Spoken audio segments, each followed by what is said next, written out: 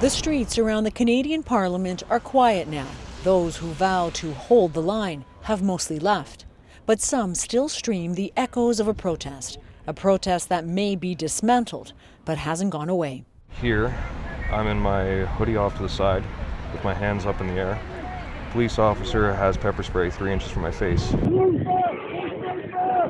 Mark Suter is a construction worker who spent most of the last 3 weeks in Ottawa, and he was among the last of the protesters to leave.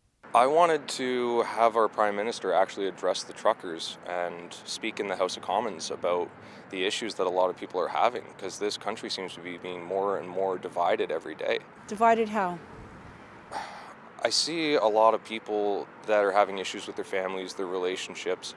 It's been a long struggle, everybody's tired, and it's just tensions are very, very high.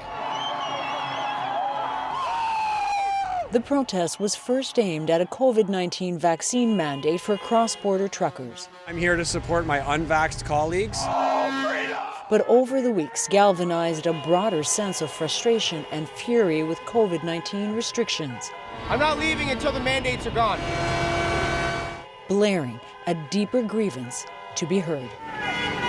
It sounds like fatigue, exhaustion. Yeah, it's been years. It's been hard on families, it's been hard on businesses. A lot of people have lost money. Everybody's tired of it, but why the need for protests? Because we're allowed to have peaceful assembly and protest, and that's how people can understand how upset people are. If we just say that we're upset and we talk to our friends and families about it, yeah, that doesn't really go anywhere. I know tons and tons of people that have sent messages to their MPs, and again, it falls on dead ears. If you have a protest like this that gets seen across the world, that is a huge stand. So I think it was necessary. Freedom! The individualism at the core of the actions What are they doing to us, man? was the rallying cry in Ottawa. Hold that line! The perception that the toll of a public health crisis was personal. It's a sense of alienation that intelligence experts say populist and right-wing elements were quick to identify and exploit. Phil Gursky is a former analyst with the Canadian Security Intelligence Service who's tracked the rise of the right in Canada. I think they saw an opportunity. And so the elements that you're referring to, we would call far-right extremists, maybe some white nationalists, some white supremacists, obviously some conspiracy theorists as well, some anti-vaxxers, etc., saw a great opportunity. There's this big hullabaloo in downtown Ottawa. We can just go on their coattails and make our mark as well.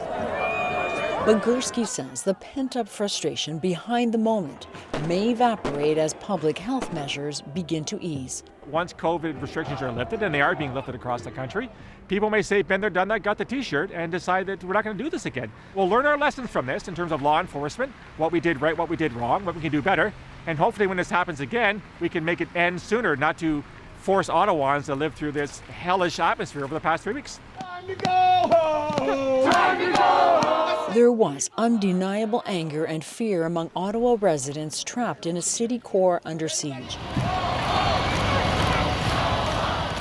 And across the country, there was little public support for protesters. You will be arrested. But even as defiance gave way, there is a lingering distrust of authority and of legacy media. You're a propagandist, scumbag. Get out of here. Mainstream journalists were routinely harassed and heckled. Fake news, guys. You see this? And in those other constant streams, a version of reality lives on, where fears of the virus are overblown, where vaccines are dangerous and police and government are scapegoats, and where wider grievances layer on top of the others.